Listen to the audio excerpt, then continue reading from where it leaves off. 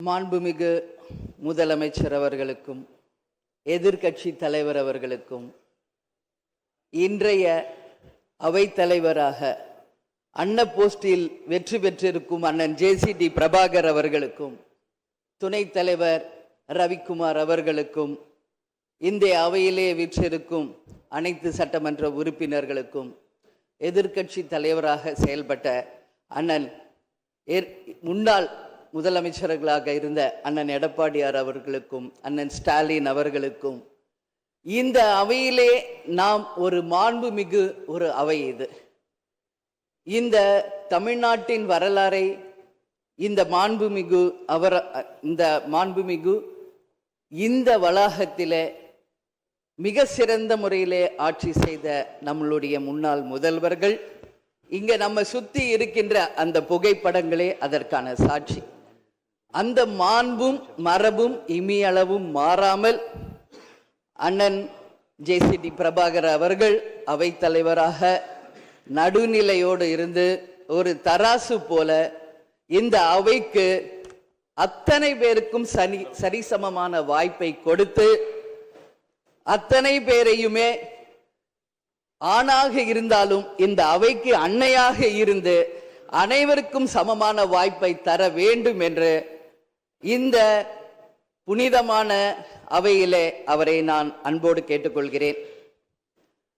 அது மட்டுமில்லை, இன்றைய முதல்வர் அன்பு தம்பி விஜய் அவர்களுக்கு திரையுலகில் அண்ணனாக இருந்த கேப்டன் அவர்கள் இதே அவையிலே எதிர்கட்சி தலைவராக செயல்பட்ட பொழுது இங்கே நடக்கின்ற அத்தனை விஷயங்களும் தமிழகம் முழுவதும் தெரிய வேண்டும் என்ற கோரிக்கையை அன்றிலிருந்தே சொன்னார். அதனால அந்த விஷயத்திலும் நடுநிலையோடு இருந்து ஆளுங்கட்சி சைடு மட்டும் கேமரா போக்கஸ் பண்ணாம சட்டமன்றத்தில் நடக்கும் அத்தனை நிகழ்வுகளையும் நேரலையில் தமிழக மக்கள் அனைவரும் தெரிந்து கொள்ள வகையில அந்த சரிசமமான ஒரு வாய்ப்பை ஏற்படுத்தி தர வேண்டும் என்பதை இந்த நேரத்திலே நான் கேட்டுக்கொள்கிறேன். அது மட்டும் கிடையாது, இந்த தமிழ்நாடும் தமிழகமும் என்றும் சிறப்பு மிக்கதாக இருக்க வேண்டும்.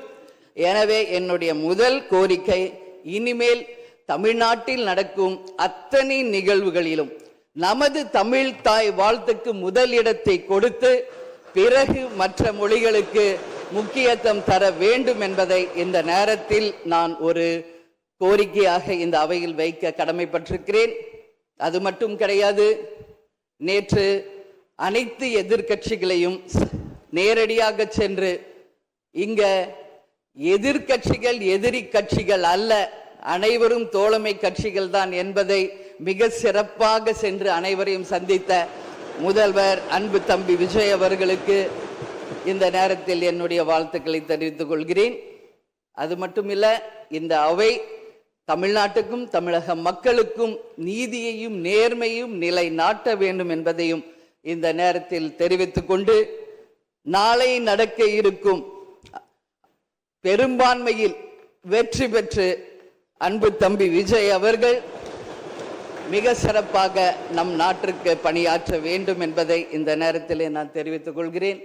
எனவே இன்று தேர்ந்தெடுக்கப்பட்ட அண்ணன் ஜேசிடி பிரபாகர் அவர்களுக்கும் துணைத் தலைவர் அவர்களுக்கும் தேசிய முற்போக்கு திராவிட கழகத்தின் சார்பாகவும் இந்த அவையில் எதிர்கட்சி தலைவராக மிக சிறப்பாக தன்னுடைய கருத்தை தைரியமாக எடுத்துரைத்த என் அன்பு கணவர் கேப்டன் அவர்களுடைய ஆசீர்வாதத்துடன் என்னுடைய வாழ்த்துக்களை இந்த நேரத்திலே தெரிவித்துக் கொள்வதில் மிகவும் மகிழ்ச்சி அடைகிறேன். நன்றி, வணக்கம்.